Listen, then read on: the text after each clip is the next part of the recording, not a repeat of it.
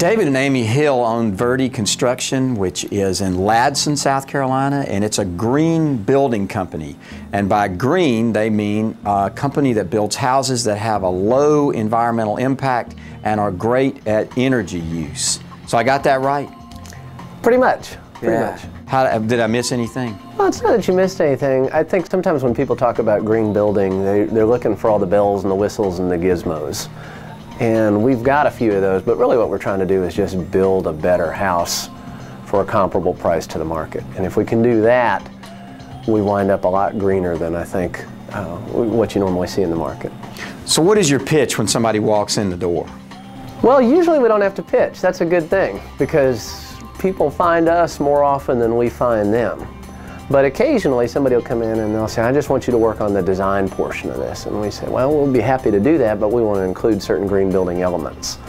If their question is, what does that mean? I say, same house, same price, same look, same everything, half the utilities. Half the utilities. And that usually brings them right on in. So, how do you accomplish that? How do you give somebody half their utility bill? Well, I think it starts with the structural insulated panels that we use. And what those give us is not only superior strength, they give us the ability to move very quickly on a job. They give us the ability to have better sound isolation from the outdoors. But the biggest thing they do is they really change what we call the thermal envelope of the building. They're very tight, so you don't have a lot of air leakage that you would have normally, and the R value is very good. And from there, we start looking at things like the type of appliances we're using, type of lighting we're using, type of plumbing fixtures we're using, type of water heating equipment that we're using, all of that. I think it's the integration of all that that is really kind of different about what we do.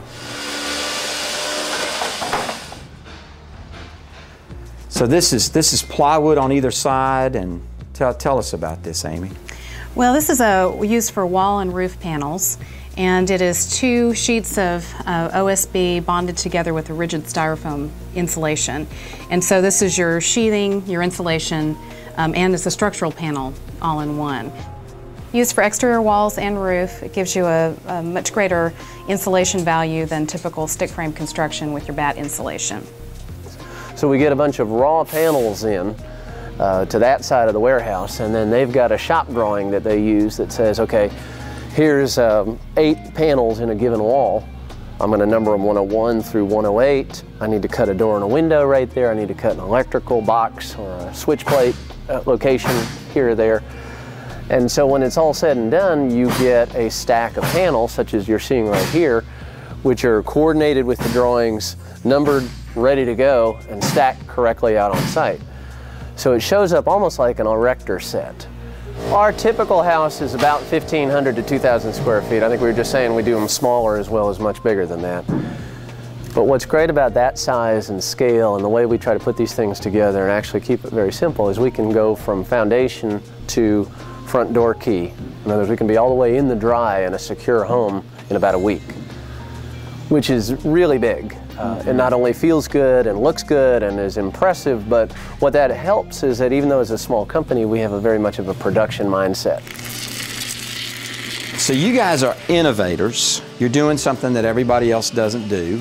How do you go from working for a big architectural firm to deciding, hey, we want to own our own business, we want to do something different?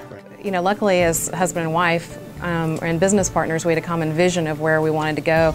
And we kind of paid a lot of attention to the market. We did a lot of market research before we ever sort of dived into all of this. And we saw a niche market that we could really fulfill. And really, we've created the market and filled the market at the same time. You know, a lot of it is creating that niche market.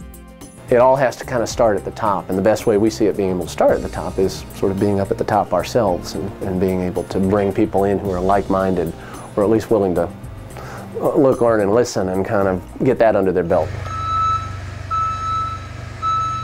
We get to enjoy what most people would put off as a checklist. Well, I can work when I want to, I can take the day off, I can go to my child's sports program or school program or whatever. And all that's true, but on the other hand, I mean, I do everything from negotiate contracts to empty the trash to anything else around here, and even though we have distinct roles, we have a lot of overlap just to make sure all the I's are dotted and T's are crossed. Even in the struggles of, you know, this issue or that come up on a daily basis, it's never boring, and Nope. you know, there's a pride in being able to create what we've created, especially when it's going well. Which usually it is, Even thank when goodness. it's going bad, Yeah. at least we know that it's our own, and we know that, you know, ultimately the responsibility is with us, and there's a lot of pride in like I said, the successes and just seeing, you know, a vision of what we've had in our heads and we've talked about with each other really coming to life. I mean, that's not something everybody gets every day. So. Right.